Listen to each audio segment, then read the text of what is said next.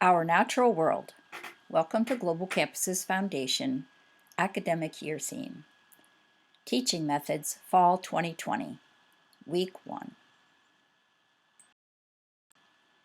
What is the natural world? It may seem like we live entirely in a man-made world. Cities, towns, homes, schools, cars, roads, and computers are all made by man. But the natural world is all around us, all the time. Nature is everywhere. Close your eyes and imagine that you're outside. What can you see, hear, smell, and touch? Can you see the hills and trees? Can you hear the birds and wind blowing? Can you smell the flowers blooming near you? Can you touch the soft grass on your feet or feel the air against your face? Everything you just saw in your mind is called nature. Nature is the physical world and everything in it that's not made by people. Let's explore some class ideas about the natural world and how to involve your students in your class. The next few slides provide a few class ideas and teaching tips for making your class fun and interactive. We'll look at mythical creatures in nature, plants as medicine, creatures of the night, and lakes, rivers, and streams. Mythical creatures in nature. Wicked, wild, pure, innocent, and beautiful, nature can be seen as many things. Our ancestors humanized nature into many different characters and creatures. Some are sweet, some are terrifying, but they all have a similar message about protecting the places they inhabit. Mythical creatures from around the world. Here are a few examples of mythical creatures in nature. Have you ever heard of them?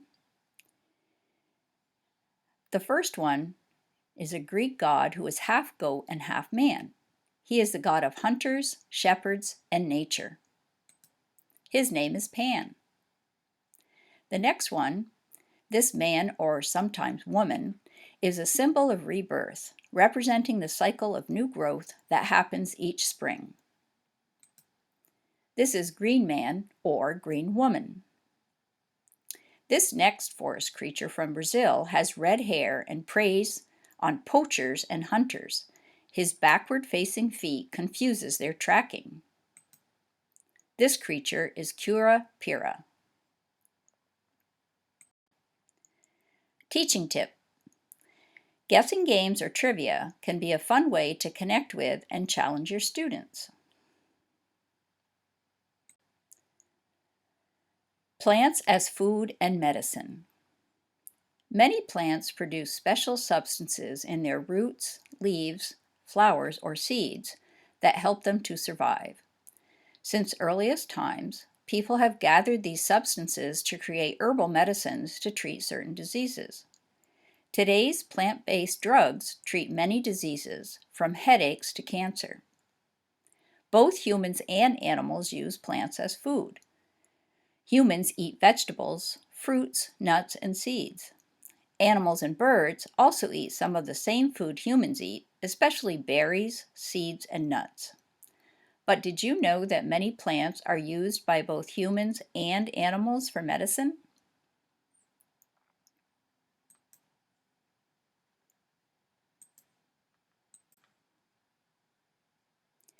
Some plants that grow in our area that are used by humans for medicine.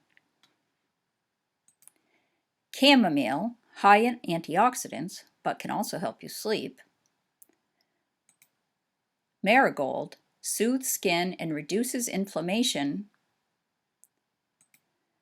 Garlic, keeps away vampires, but also helps prevent heart disease, lowers cholesterol and blood pressure. Lavender, eases tension and reduces stress and helps with sleep.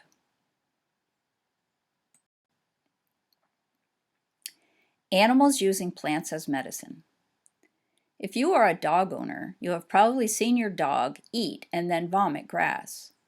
Eating grass is a dog's way to relieve an upset stomach or get rid of a parasite. Other examples of animals using plants as medicine are elephants in Africa eating the leaves of a certain tree to help start delivery of a baby, birds eating clay to help with digestion, and lizards eating the root of a plant to combat a snake bite.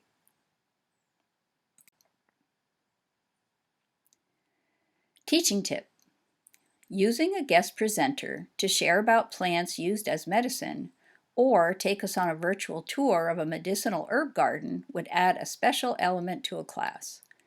Some possibilities in Vermont and New Hampshire include the Vermont Center for Integrative Herbalism in Montpelier, Zach Wood's Herb Farm in Hyde Park, Vermont, Old Ways Herbal in Newfane, Vermont, and the Herb Garden at the Enfield, New Hampshire Shaker Museum. Night creatures.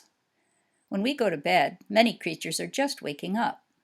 Can you think of any creatures that come alive at night?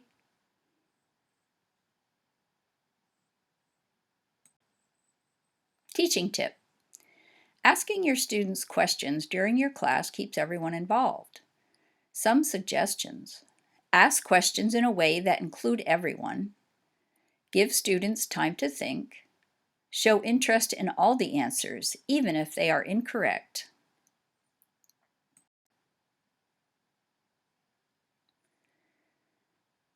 Lakes versus ponds, rivers versus streams. Did you know the difference between lakes and ponds is not just size? Ponds are usually shallow, have smaller waves, and the temperature throughout the pond is more uniform. How many lakes and ponds can you name in your area?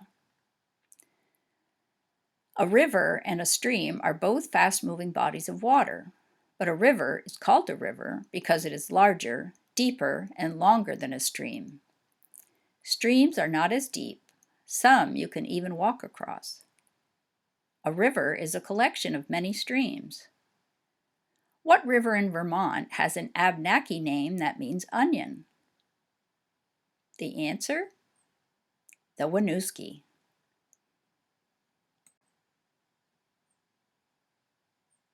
Teaching tip: using music, art, creative writing, or poetry are just some ways to engage your students in your topic. How could you use music to engage your students when learning about lakes and rivers? What about naming songs with a title or lyrics about water? Have you ever heard of these songs? Check out our Songs About Water YouTube playlist on our YouTube channel.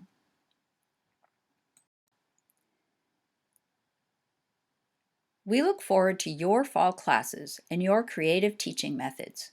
Teaching online can provide fun and interesting learning experiences for you and your students.